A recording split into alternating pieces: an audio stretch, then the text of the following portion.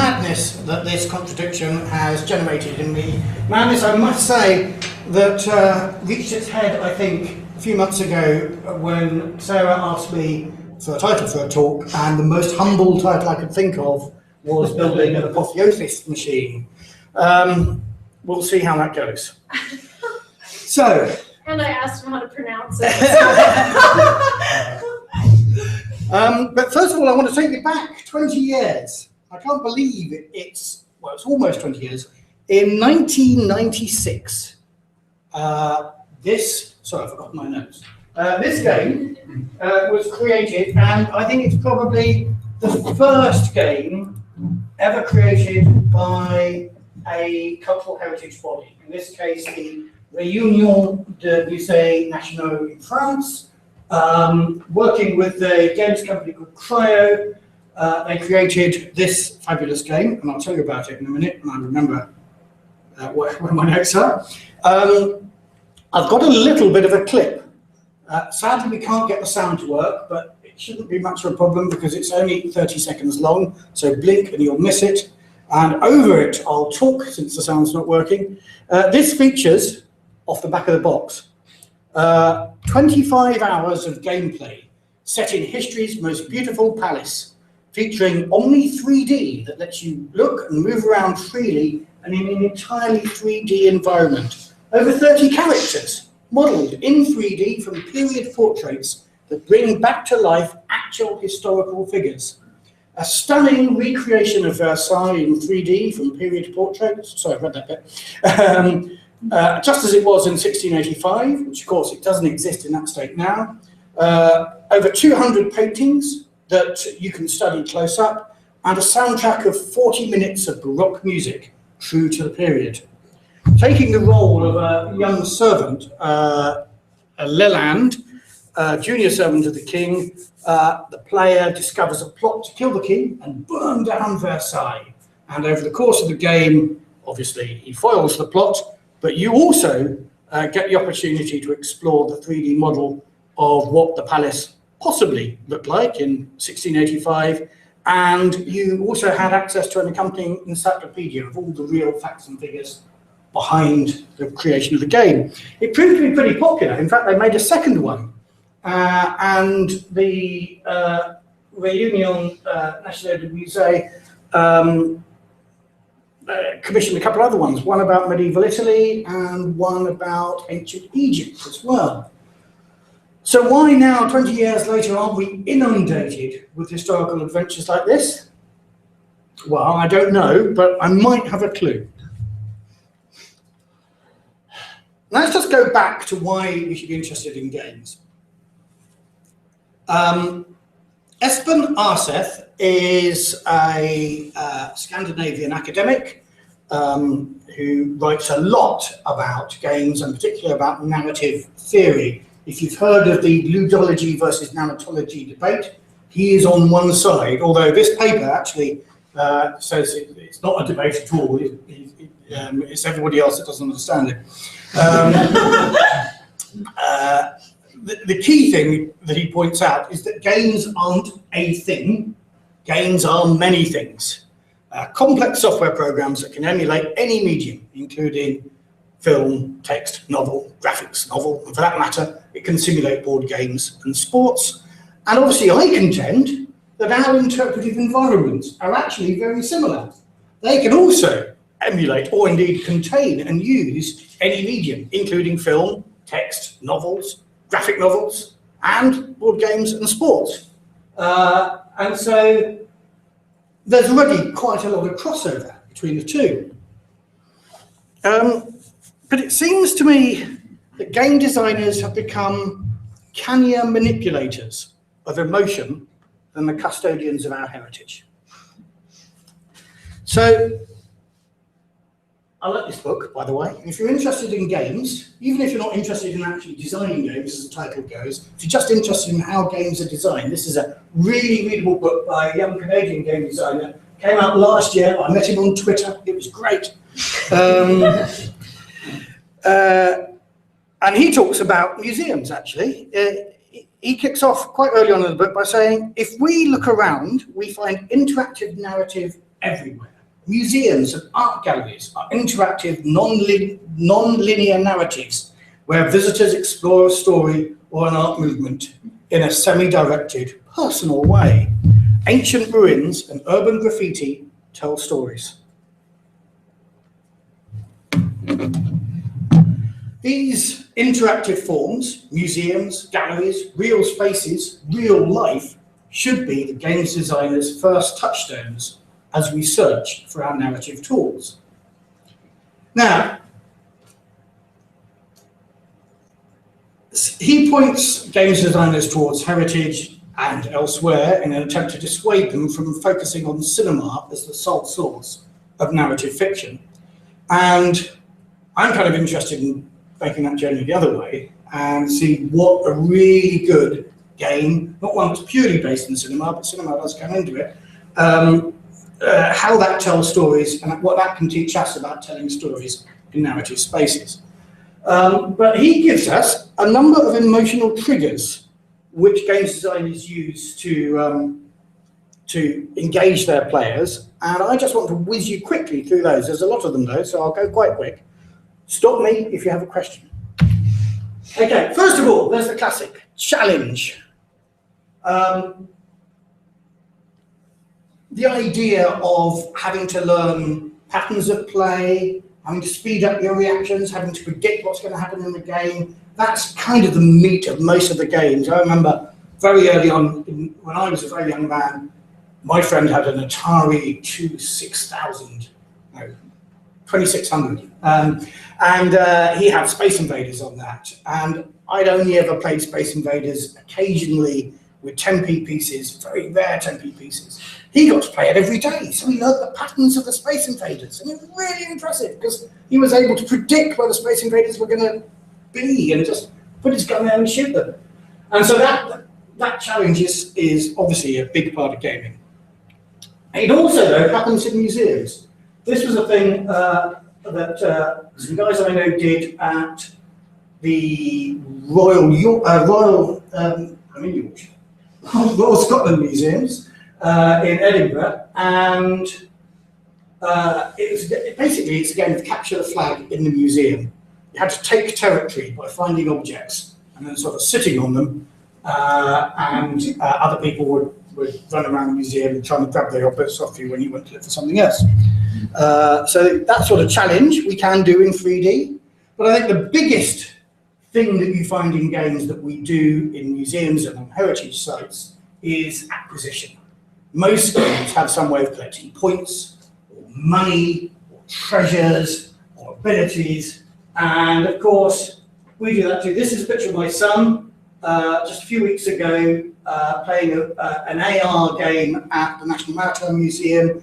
Essentially, all it did is you had to walk around on this massive map and collect crewmen, navigational aids, cargo, and in the end, if you collected them all, he'd be Grand Admiral.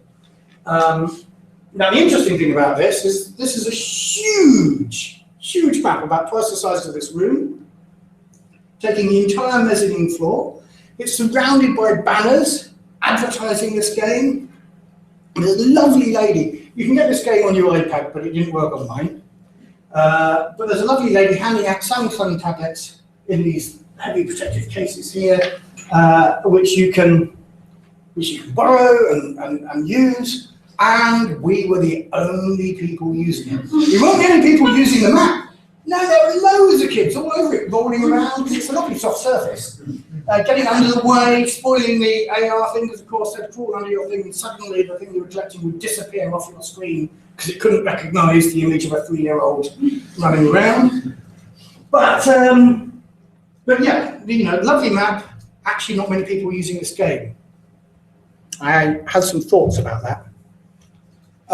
Learning is an important part of the game, particularly sort of story-led games, uncovering the puzzle, wondering what the mystery is. And of course, learning is something we do a lot in museums. But I just want to whiz through the way we sort of think about learning in heritage sites and museums. This comes from a model by Judy Rand, but it's kind of the default way in which everybody starts planning interpretation. They get a main message and they think this is what the whole thing's about. And then they say, right, and we'll have 3 sub-themes, and they'll call those primary messages or something like that. And then they'll break that down to discussions about individual objects, maybe, and maybe the really interesting little facts that not actually everybody's going to be very interested in, hidden away if you really go through all the labels. And they'll rank everything in those primary, secondary, and tertiary messages, and then they'll start writing their interpretive panels. And obviously, the big messages go in bold text in the first 30 words of the panel, and these tertiary messages are hidden among some of the final 70. Now, this is all very well. It's a sensible model, I guess. But it does tend, museum designers then, to put all the best bits of their, hold on, where have I gone? Museum designers do tend then to put the best bits of their interpretation right at the front. The story they want you to get is the thing you see first. And they generally aren't very good at, sorry, I just realised I haven't got there. This is what I wanted to show you, this picture here. They aren't very good at leaving things till the end, except this one. Did anybody see Life and Death in Pompeii and Herculaneum at the British Museum? Oh, it was a cork of an exhibition. And they had an introductory video, so you got the story, you got the whole story right at the front. But they saved this till last, the plaster cast of a family. And of course, what they'd cleverly done is we'd really kind of learned about this family and how they lived throughout most of the exhibition. And then just as we were leaving, we turned a corner and we're confronted by the way they died. And there aren't many museums that have made me cry, but this one did. I've been to a National Trust place that made me cry as well, so that's not bad. So that's a good example, and not very many places think about their collection in a way and pace their exhibits or their interpretation in a way that really catches you emotionally. Oh, I did have that. Never mind. Music is another emotional tool that games use. They learned this from cinema. I'm not going to spend too much time doing this, but I think there's a whole other research PhD in the way that heritage could use music better. That's what I've uncovered so far. I'm going to leave it to somebody else. Spectacle and beauty. I work for the, hold on, I have to remember what we're called. The National Trust for Places of Historic Interest or Natural Beauty. That's what we do. And this is just there's some lovely quotes at the top here. I don't know whether you can see them in the small print, but this is about the game that kind of made me start thinking about games and heritage, which was Red Dead Redemption. And there's a few quotes here. Sunset through Hennigan's Stead. Beautiful. We've got a couple of Skyrim players here. Skyrim is frankly beautiful, said the Daily Telegraph. So some of the beauty that we get in our games is quite important. And in fact, I still go back to Red Dead Redemption and just ride around a bit, admiring the sunsets and the other things occasionally. So I think that's something that we in the National Trust do very well. And of course, as museums can create spaces that are spectacular or beautiful as well. And of course, they've got many spectacular and beautiful objects. Now, this one is an interesting term. It comes, in gaming sense, it comes from an academic stroke, somebody who used to be an academic called Dan Pinchbeck. Now he makes games. He made a very good, well-known indie game called Dear Esther a few years ago. In fact, that was the end of his own PhD, I think. He's made a game called A Machine for Pigs, and there's another one coming up very soon called Everybody's Gone to the Rapture. But he wrote about presence, and presence being the way a virtual environment immerses you in the environment, so that you think you're actually there. The word presence he nicked from the US military, actually. because they really want their drone pilots feeling like they're really there and hitting the right objects. So if you want to subscribe to the International Journal of Presence, it's one of the most expensive journals I've ever seen.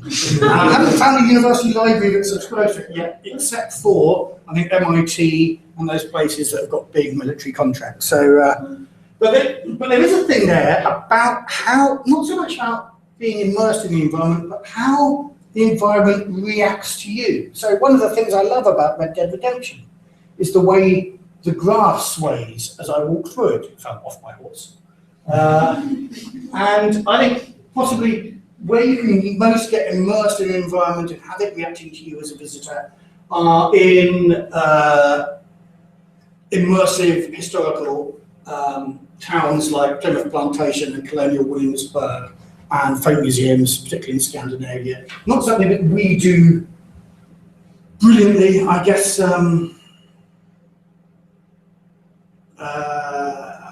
I guess Iron Bridge might be, Bliss Hill Museum, Victoria Museum, Iron Bridge might be the sort of place you can get really immersed in this.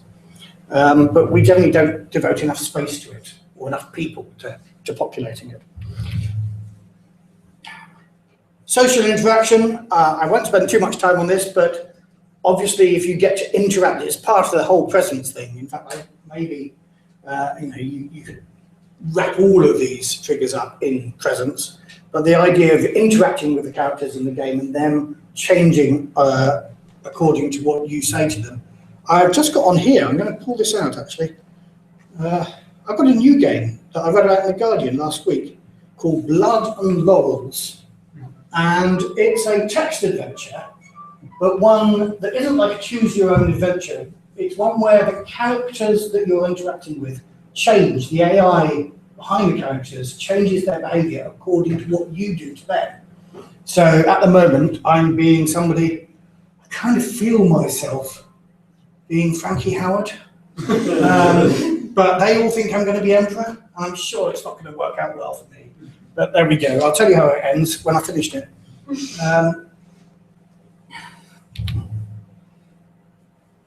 Narrative. We've mentioned narrative a little bit when I was talking about planning. Narrative is where I'm focusing most of my study. And this is, I just want to bring up this example. This was from the Holborn Museum in Bath. And they were the same guys who did Capture the Museum in Edinburgh, who produced these wonderful boxes. And the Holborn Museum went through a bit of a remodeling a year or two ago. And the story is that at the bottom of the basement, they found these boxes that had been sitting there for a couple of 100 years. And these boxes were made by a real person who was working the pleasure grounds in Bath a couple of 100 years ago, called Monsieur Merlin. I think it's probably a pen name. And he had apparently created these devices that didn't allow him to travel through time, but allowed him to transmit sound through time. And if you walked around the museum gardens, which used to be the old pleasure gardens at Bath, with one of these boxes, you could tune it in to conversations from the past. And in fact, you could interact with them by making choices, by going to different locations, you could change the story.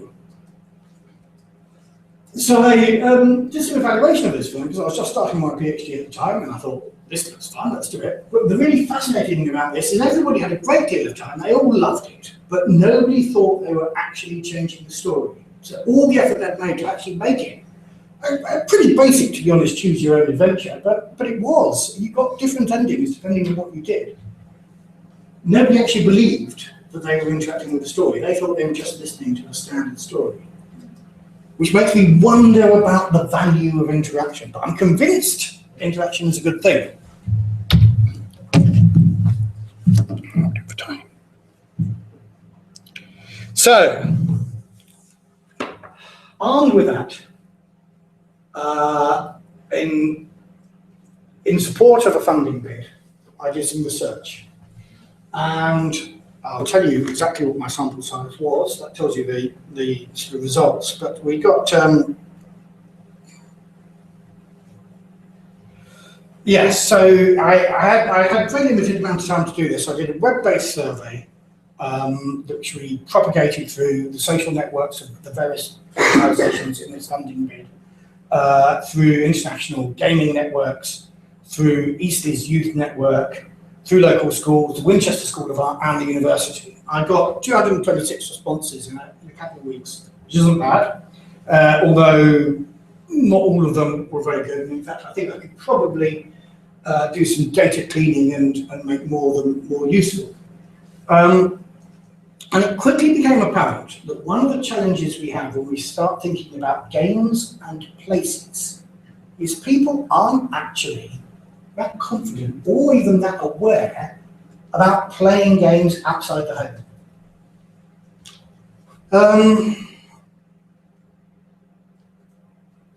Out of all those people, it's almost 200, only 11 had never heard of Minecraft.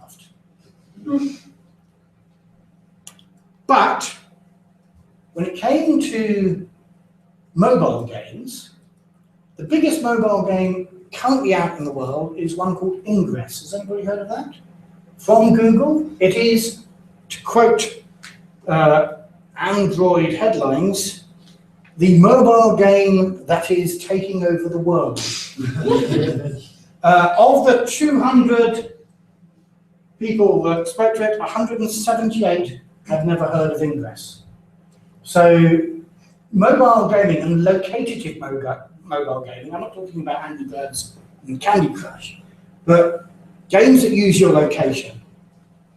Among a gaming community that we reached out to ask them about how they played games, aren't that popular.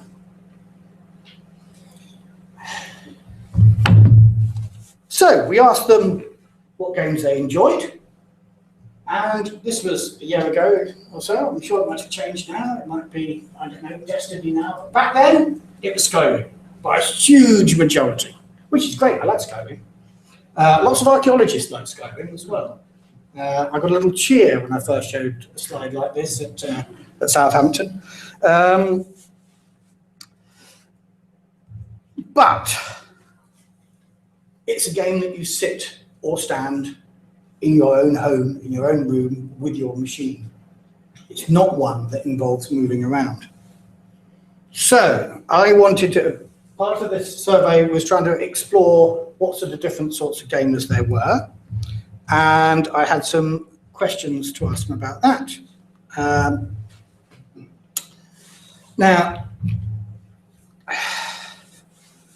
there aren't actually many gamer typologies out there. I don't know whether this study is being done but being kept very close to games companies as commercially sensitive information that they don't want to share. I'm sure they segment their audiences and they're thinking about different typologies. But in the academic world, there aren't all that many. The most famous is known as the Bartle test by Richard Bartle, who's from East Anglia, from Colchester, I think he was. And he was one of the very first gamers or creators of what used to be called MUDs, multi-user dungeons, have become massively multiple online RPGs.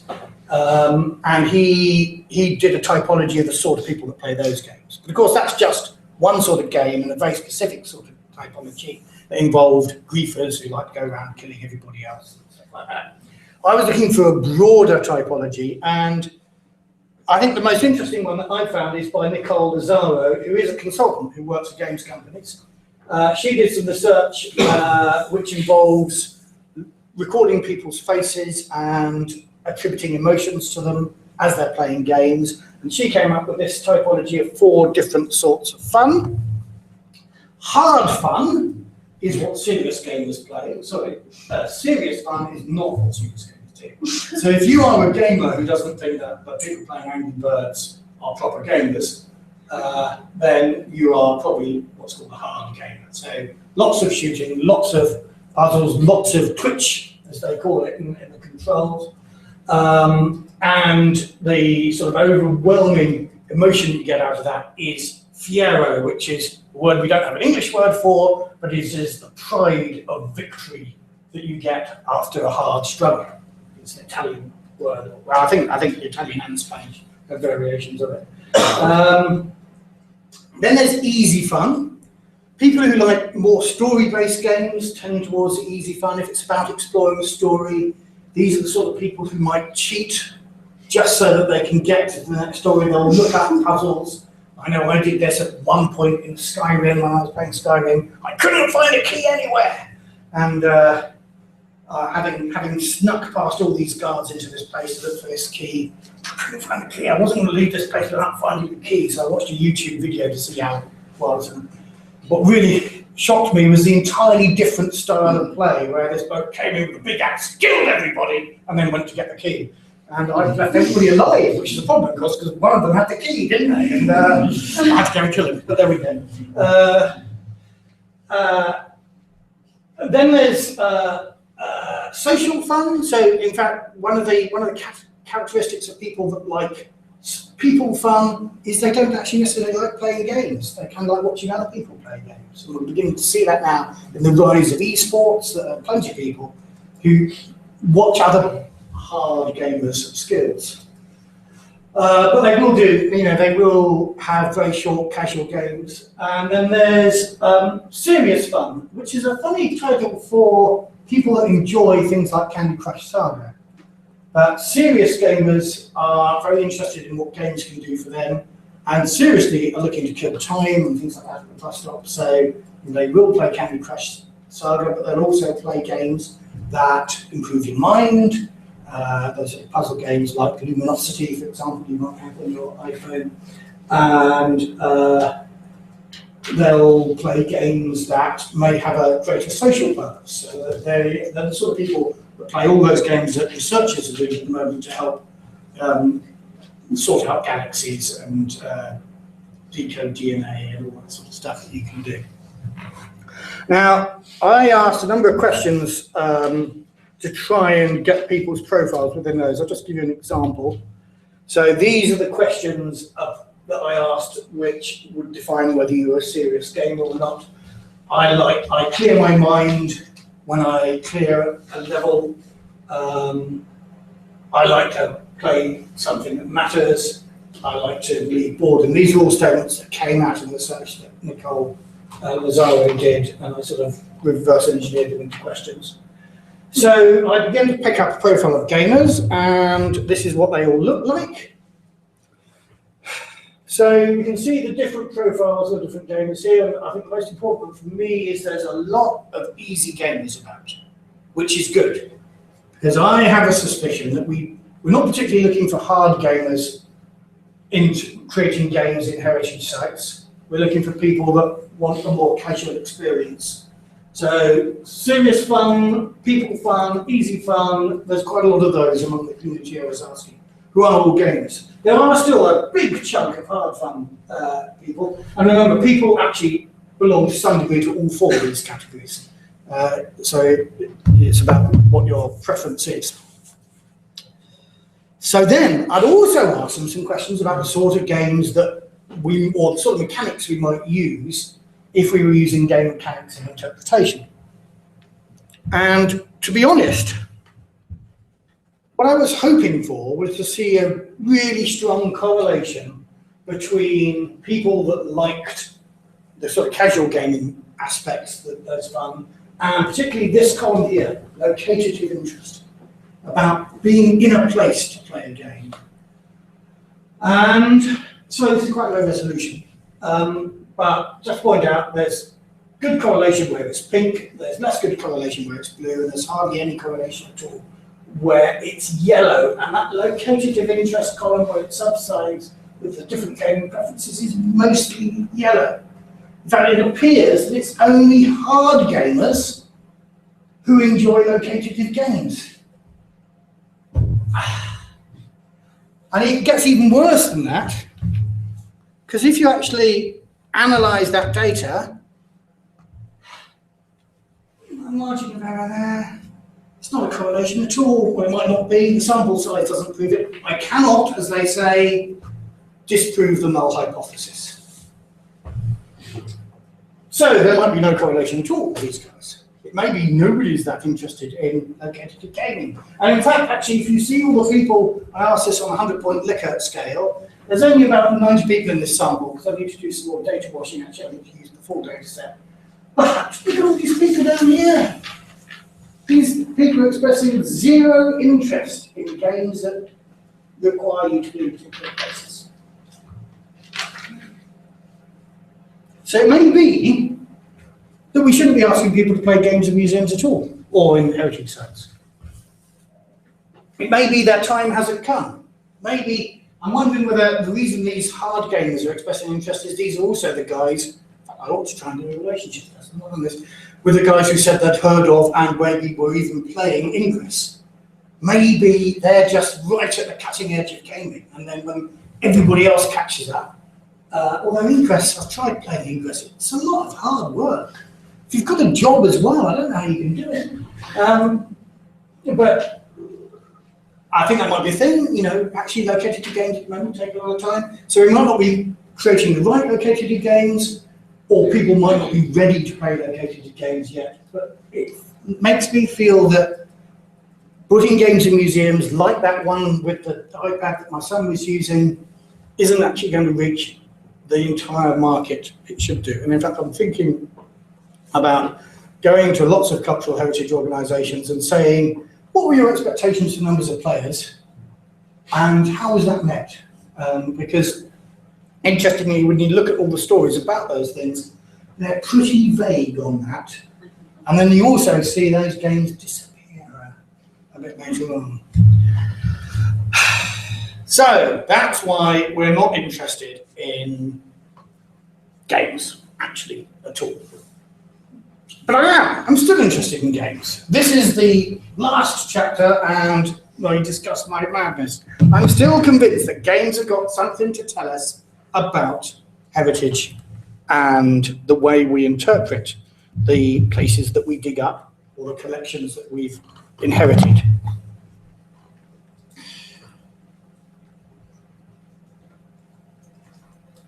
So, one of the things I noticed cropping up a lot in the literature about games is this idea of kernels and satellites. At this point, I'd normally take you on a tour of the narrative of 3 of the games I played a couple of years ago, but Sarah's already heard that, and she wouldn't thank me if I said it was again. I like using Prezi, it made everybody seasick, it's not a good idea. So, let me just say this, there's broadly speaking 2 types of games. There are procedural games where the narrative is entirely computed by your actions and the AIs or whatever that's happening there. So, great example of that you might have heard of is Civilization. Now you can have a great story come out of Civilization where your little country that can struggles against adversity, is almost defeated, then comes back to rule the world. Sometimes it doesn't work like that. Sometimes it's a really dull story, but the beauty of Civilization is you can just restart it and have another go. You easily, as soon as it starts going really wrong and you think you can't recover, oh, sorry, let's do it again. So you remember the great stories and you probably don't remember all the times that it didn't end well. Those procedural games are great, and there's, but I'm not sure there's much that they can tell us particularly about telling stories. What I'm more interested in are the scripted games, like Skyrim, like Red Dead Redemption, and particularly those ones like those 2 that present you with an open world. So they're telling you a story, but they're giving you freedom to explore it at your own rate. Of course, if you do sit through my discussion of those storylines, you find that actually Skyrim is terrible in terms of, you think it's a free world, actually it's about 20 linear stories. And yes, you can jump between them, but actually, if you want to follow any of those stories through, you've got to follow it through in an entirely linear fashion. Red Dead Redemption is a bit cleverer in that it definitely has a linearity to it, and that's what makes you emotionally engaged. That's another game that I'm not really a gamer. When I mentioned that I was going to do this study to one of my colleagues, and the first thing I was going to do was play Red Dead Redemption, he said, that's made me cry. I thought, that's great, because that's what I'm interested in. I'm interested in games that make you cry. I'm interested in museums and heritage sites that make you cry. Not just ones that make you cry. They can make you really happy as well, but that have that visceral emotional response to.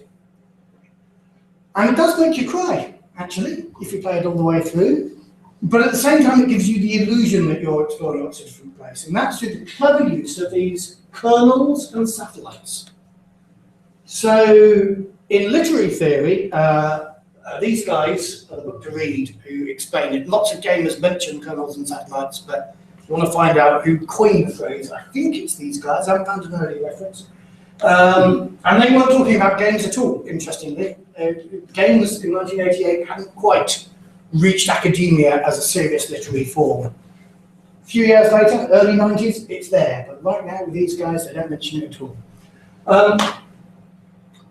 And they describe those kernels as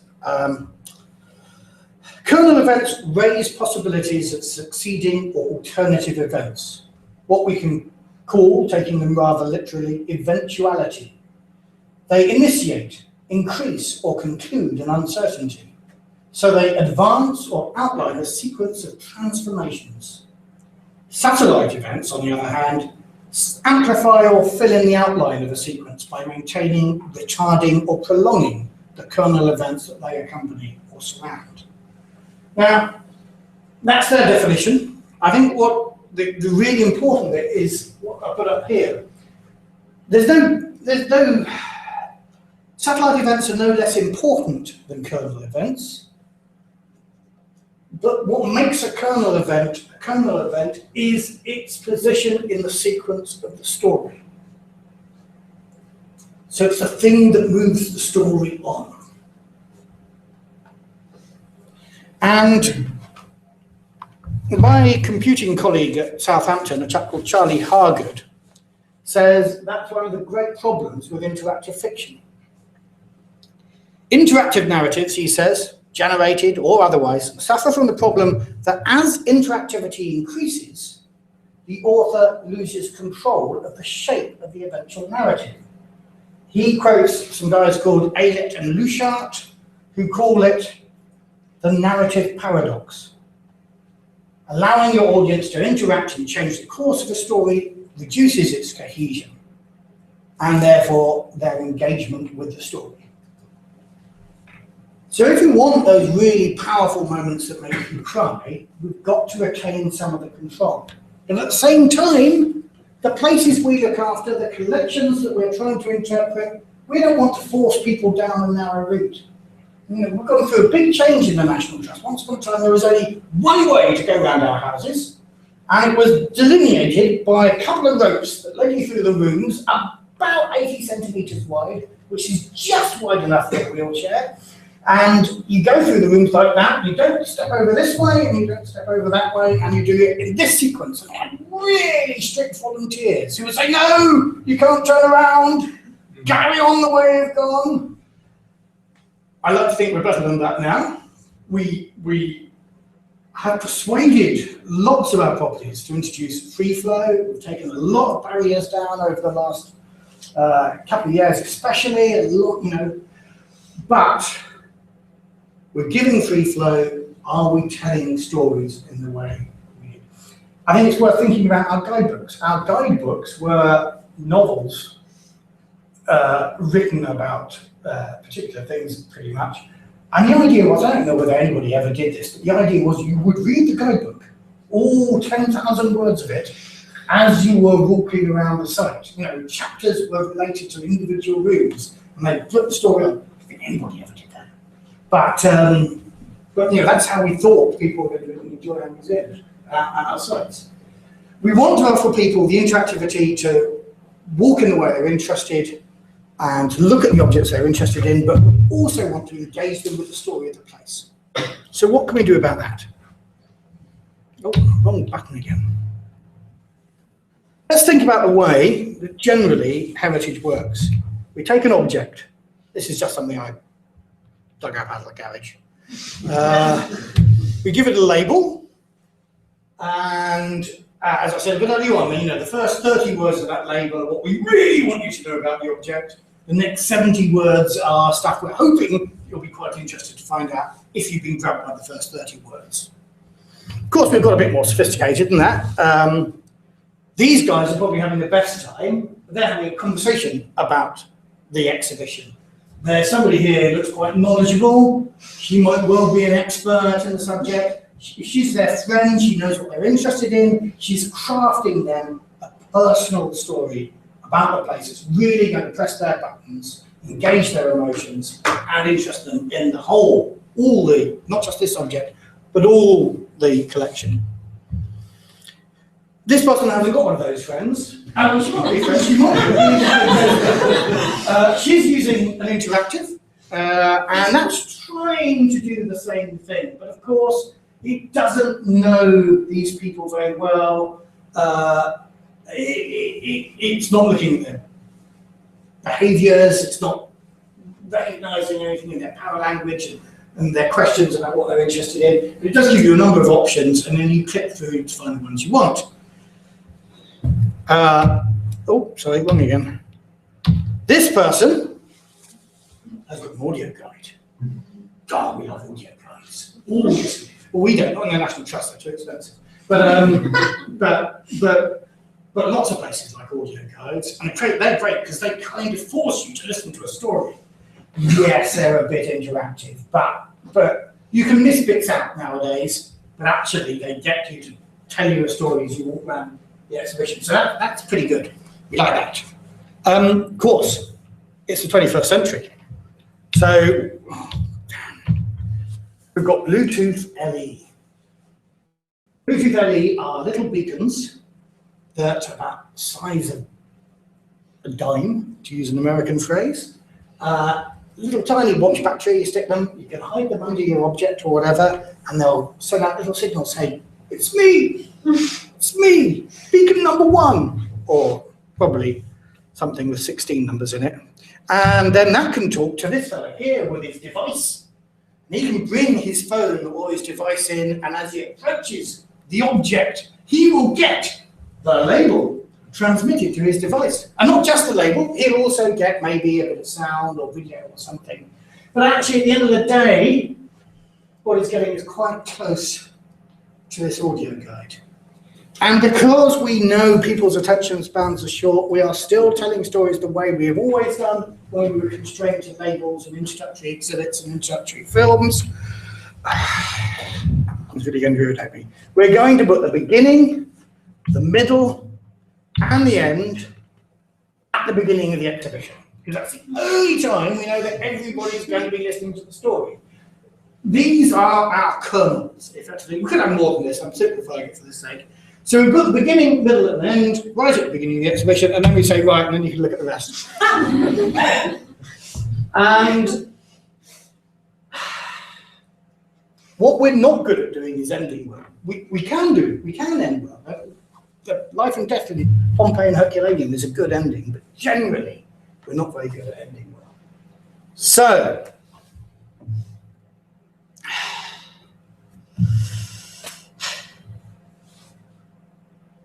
how am I doing for time? Maybe just a few more minutes. Okay, we'll whiz through that. This is subject to the narrative paradox. We do this bit, then we let your attention wander. You become more and more disengaged as you're going into the museum. Other constraints happen. You need to go to the loo. The people you're visiting the museum with aren't as interested as you are. I took my father-in-law, I should say, to the Bewley Motor Museum, and I got really fascinated by these old cars. My mother-in-law, on the other hand, wanted to be out there and in the cafe. So my experience was curtailed by my friends. My children have grown up to be more sensible now. They're 10 and 14. That's quite good. But when they were smaller, that was a nightmare.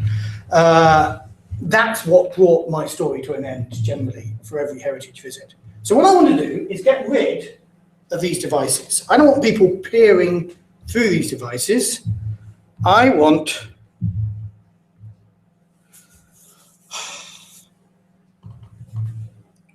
to get people present in the space. People use the word presence to talk about immersing people in the virtual environment, but I want to experiment with making the physical, real-world environment more responsive to the needs of each visitor. Adapting the story it tells based on what the visitor has experienced previously. So let's put the visitor at the center of the experience. We make them the god of their own story. This is the Apotheosis machine. And rather than put the Bluetooth LE beacon on the objects, let's put it on the visitor. This way, the environment knows who the visitor is and how they're experiencing the environment. This way, the environment, whatever it is, archaeological site, museum, can respond to what has gone before and what that visitor has experienced before and better meet their interests. So, in my experiment, the visiting group's exploration will be tracked around the site and the interpretation will adapt to what they've experienced already. It's kind of like the way the World Wide Web works. And if anybody says, yeah, just like Amazon's book recommendations, then that's a cliche, but yeah, just like Amazon's book recommendations. You're trapped around the web and the web is more useful to you because of the data you give it. Now, is that a good thing? I don't know, and that's why I want to do this experiment. Now, we could use, so if you have a big server there with all the stories, everything divided into what Charlie Hargett, my colleague, calls NATOMs, narrative atoms, up there in a database server, and it will serve you those narrative atoms at the right time for the best emotional impact, depending what you've learned already. So it knows where you are. It could then inform our labels. These could be e-ink panels, so they could change depending on who's reading them. If we were an international exhibition, you could say, I prefer to have my labels in French, and it would give you them in French. Cost a lot, but you know, that's not going to be my experiment. I'm not going to do that. But I'm actually more interested for this experiment in using our docents. Now, our docents, which is an American phrase, but it's a good catch-all for people who tell the story of the place in the place. So in National Trust terms, that's our National Trust volunteer. They stand in a room, they don't know what you've been interested in, they've not seen you before. I have had the experience when I kind of do mystery shopping for my colleagues in other properties that I've had the experience of 2 or 3 people telling me the same story about the place. Sometimes I had the experience, I had one person say, stop, turn around, look at that portrait, it's the most important portrait here. Which wasn't particularly good, but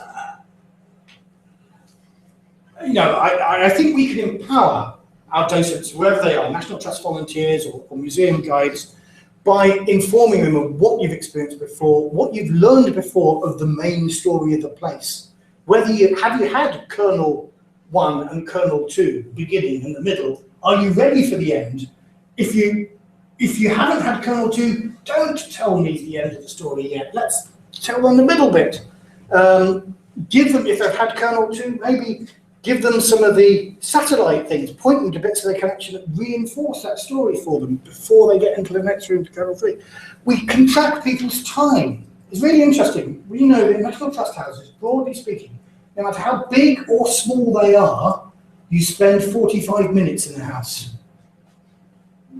Now, actually, interestingly, just recently, since we've got rid of most of the ropes, that's gone up to about 55 minutes. But I don't know whether that's just a quirk, but before that, it was 45 minutes, whatever the size of house. So if we know you're getting to 43 minutes, which obviously I'm well past now, and you haven't finished the end of the story, we can rush the story up. We can do those last 2 kernels of the story. No, we can. So, we have the beginning, then you wander around, you look at some other stuff, might go back to something you've seen before, and at the right time, we give you the middle, and then you take another route, looking at whatever you're interested in, and at the right time, we give you the end of the story. But the reason I want to do this experiment isn't to work out the technology of doing this. I particularly don't want to do the e-ink labels things. The reason I want to do it is I want to work with National Trust volunteers because there's an ethical question to this as well. How are visitors going to react to being asked to basically give up some of their privacy in return for what I hope would be a better experience? This isn't the end of my story, actually. We need this. This is only the beginning of another story that I want to explore. Thank you very much. I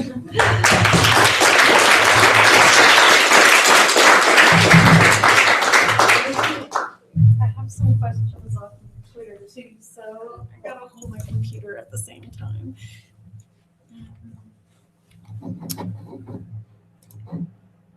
All right, there we are. I'll put it back to your slides. Like I said, I have some questions on Twitter too, but I think I would like to open up the question period to you guys. Thank you for the great talk. Colleen. Thank you very much. That was really interesting. We should talk a little bit more maybe later, but I think that you're getting the wrong demographic for it in placed games. I think you need to be surveying people who do flash mobs. And like Jane McGonigal's work with pervasive games, so like Cruel to Be Kind, get a huge uptake. And they really very much encourage people to explore space in a very different way. And the other thing that I was wondering is that if you've encountered Rosemary Joyce's Sister Stories at all, which is a hypertext, which isn't choose your own adventure, it does let people kind of move between these different narratives. Yeah, I mean, pervasive games is definitely a thing. And in a way, this is pervasive interpretation is what I'm proposing. Absolutely, yeah. So that's kind of the model that I think we're looking at. But you're right about the demographic issue. And it's interesting that we were targeting with that survey a very particular demographic that our partners wanted to target, which was basically, there was going, games, young people.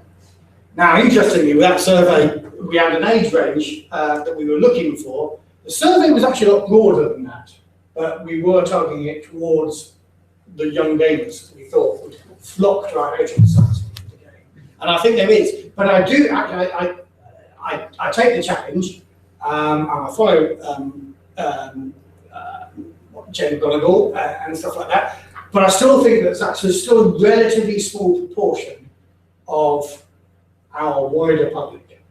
And I wonder, yes, I think it's definitely worth us exploring that because it will only grow, but I wonder whether the time is right to sell this. In fact, actually, nowadays, I didn't get the funding I wanted to do this. So at the moment, the time doesn't appear to be quite right to be selling it to the institutions and the funders that would allow us to explore its need. Question. Yeah, when you were talking about the locative games, and just how nobody was actually using them. I was just wondering about what would be the likelihood of, just from your opinion, of how you could get more people to engage with those by incentivizing the game. Yeah. It's things like, in the States they'll have things like belly cards or something like that. You go to a place and then when you log in your information or whatever, at the end you get like points and then you can cash in it, like for something real. I think there's definitely one of the things we talked about with this proposal was whether we could get local traders to help with some incentives. I think that's a way of growing the market. I think the biggest, and this is my personal opinion, so I haven't got any research backing this up. I think the biggest challenge facing located games right now is their lack of being casual. So, for example, in terms of ingress, there are lots of National Trust sites that are ingress nodes.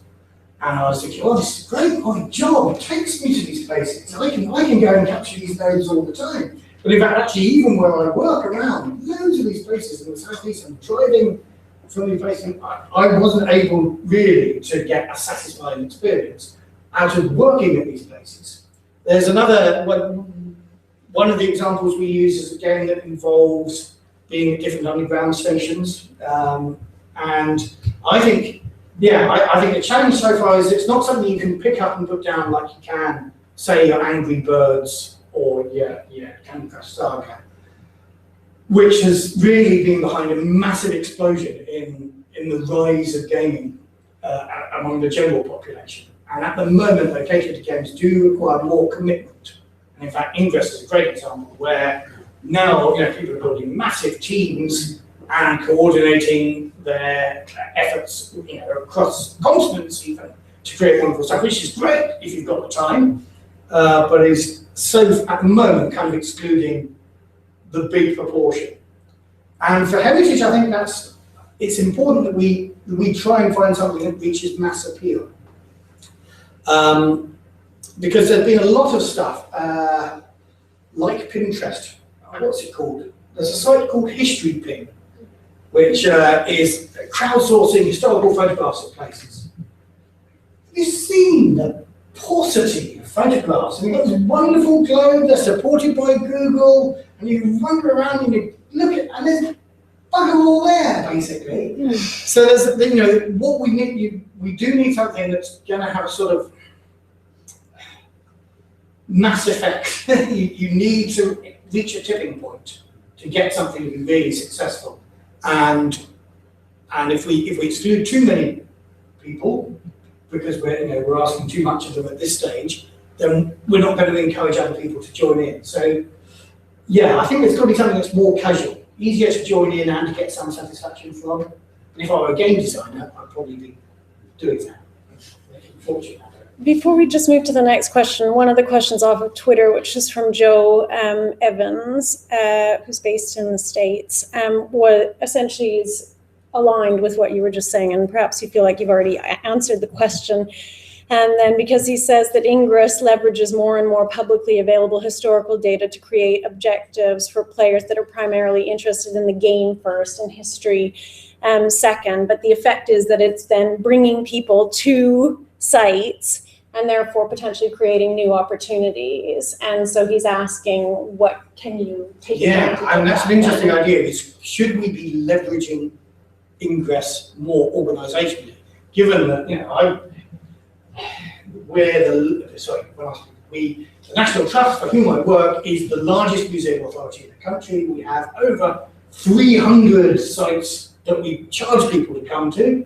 There's probably even more sites that we own that are Ingress nodes. Maybe if we looked at that more seriously, could we get some advantage out of people coming to play Ingress? Advantage, that's not the right word, but get some connection with people coming to play Ingress that was over and above simply the Ingress games they're doing. Good point, and one I haven't explored. Great. Hannah, next. I was just wondering if you've ever looked at some very successful models of applying themes and ideas to, and then using games to turn it into something which makes money, such as Disney World?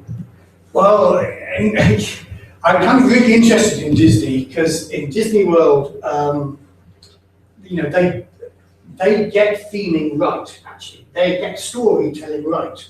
I think again, actually, they've got a relatively easy environment to play with, in that they build their own environment, and then they do make you go through a queue that's a lot like National Trust houses used to be when we only let you step one or two paces off the line.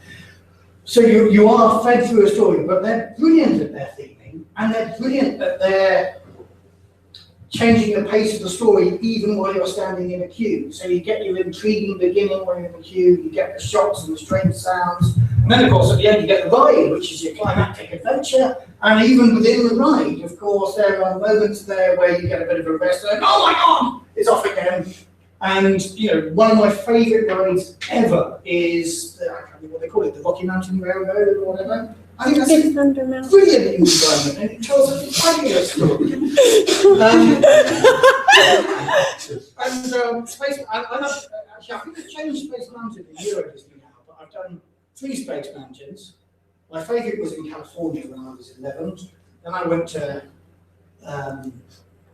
Florida when I was about 14. It wasn't as good as the Californian one. But then we went to the French one. Of course, it was Jules Verne's Space Mountain.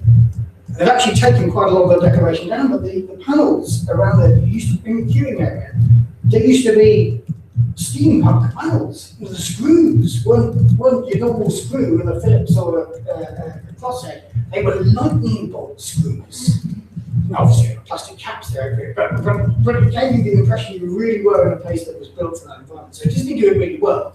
And they're also beginning to do this located stuff really well. So in Walt Disney World, you can get a band that's got some sort of transmitter in it, and it does a whole bunch for you in terms of discounts and stuff like that, incentives to be in the right place at the same time. And of course, it's also tracking what you do, what your behaviors are, not just within Disney World, but within the whole Disney resort. Every hotel guest gets this band now, and I'm really interested to see what they do with that.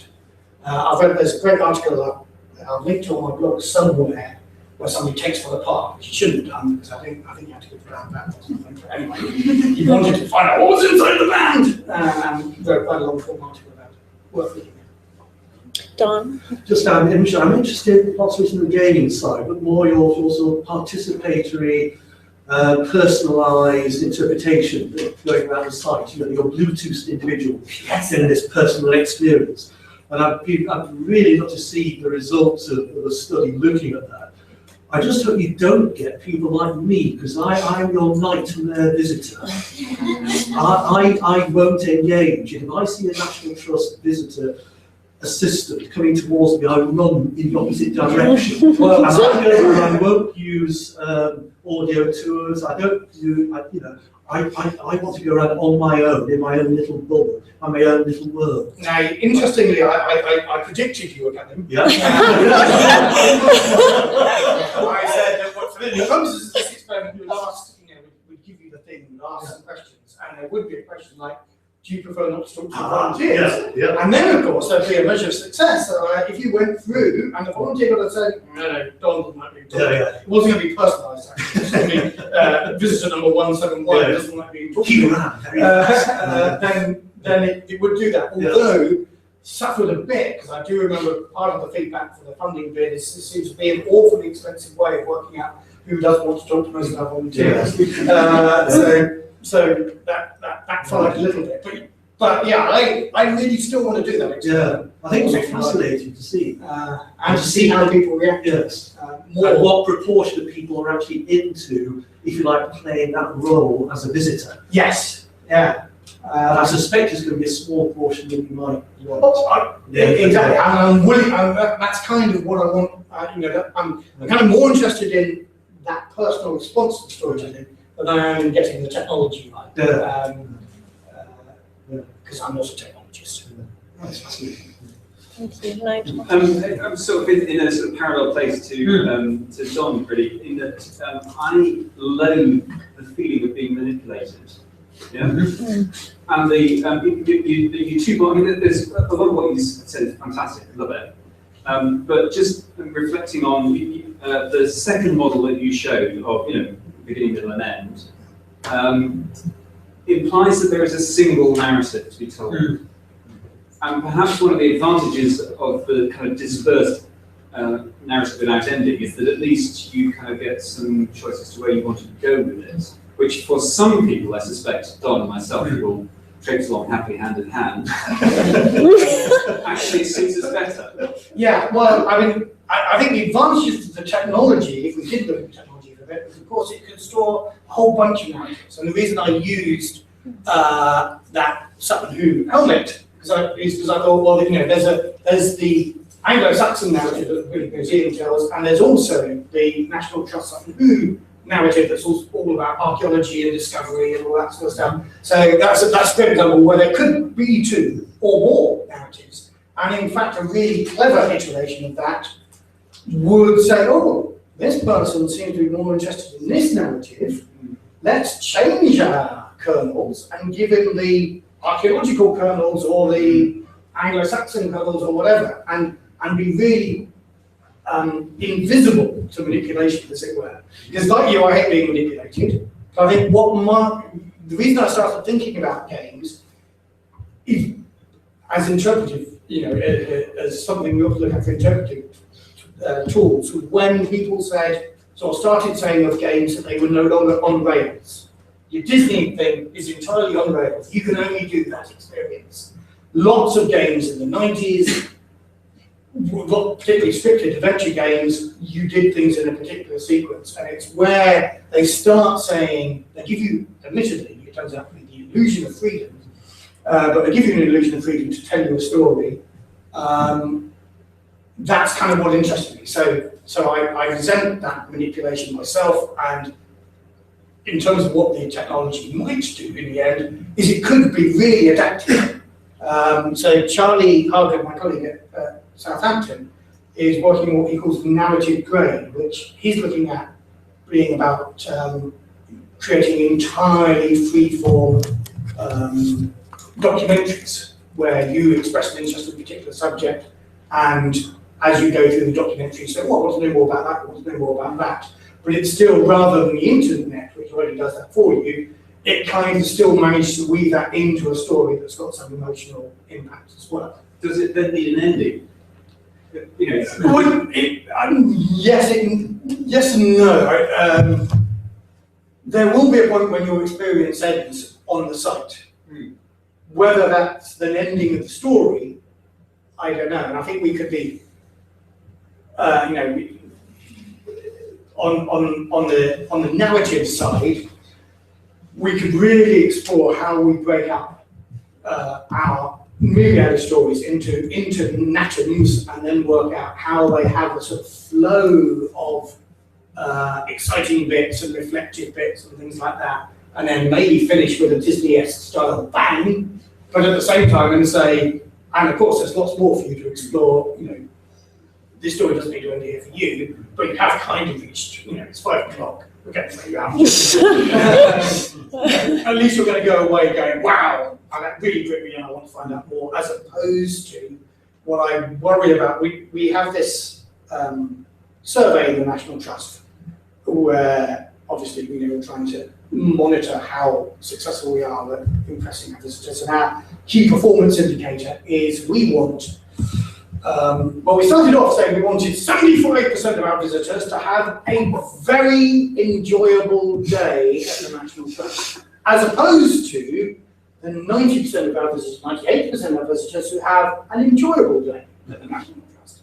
So we set ourselves that target of very enjoyable, and we've missed it pretty much every year since we set the target. We just lowered it a couple of years ago down to 65%, and this year we've gone even lower than that. So however we set the target, we still seem to be very enjoyable. I guess, in terms of commercial application of this technology down the line, it would be the thing that would give you that very enjoyable day, which, again, one of the other questions we ask is about emotional impact, and where more of the people get a real emotional impact from the story they're telling, then they have a more enjoyable day.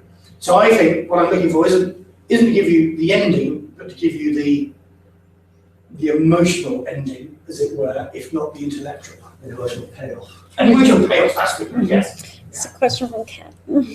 Hi, yeah, I thought what you were saying about endings is really pertinent actually to a lot of different ways that we communicate with the public. I think because quite a lot of the time we're always beginning, we're never ending, and we always have sort of like anticlimactic thing. That's not my question, just thought I'd say it. But my question was, given that so many people like to experience heritage in different ways, and they use different tools to do that, I wondered if you thought about thinking of your Apotheosis machine in context with these different tools. Well, just like with the different narratives, yes, I think in a way, if that database up at the top there had all these natums in it, then it could deliver them in whatever way that you expressed a preference for. So if you do like peering through your collection, through your device at our collection, then it would be able to deliver them to that tool. If you like talking to our volunteers, it would be able to deliver them via that. if you like doing something entirely different, potentially, you know, So you don't even want to visit. Audio, Yes, it can, audio version. it could do purely audio, yeah. It's one of the things that kind of frustrating. I'm doing quite a lot of MOOCs at the moment, and one of the really frustrating things I'm finding with MOOCs is I have to sit in front of a computer or a tablet or whatever and watch videos. And actually, in a way, one of the ways in which I learn would be to scoop all the sound onto something like a podcast, download the podcast and listen to it while I'm driving the car. You know, when I'm in a kind of state flow from driving, I find information really good, you know, all the sort of crap that I remember from Radio 4. If I really had targeted learning while I was going, then that's the way I'd really like to experience my MOOCs. So yeah, you know, if I were taking a more technological approach, I'd be selling that idea of saying, if we put all the atoms in this big box in all the different media, then you could have it any way you wanted. You know, you could, within a museum environment, you like your introductory films, you know, you walk up to a screen, it's the right time to tell you this particular element of the story, that screen gives you that element of the story as video as opposed to text. Thank you so much, Matthew. Wonderful talk. Please finish the wine at the back of the room. We'll probably head out for a drink with Matthew next if you want to ask him further questions, and look forward to seeing you next week. Thank you so much. Thank you. Yes.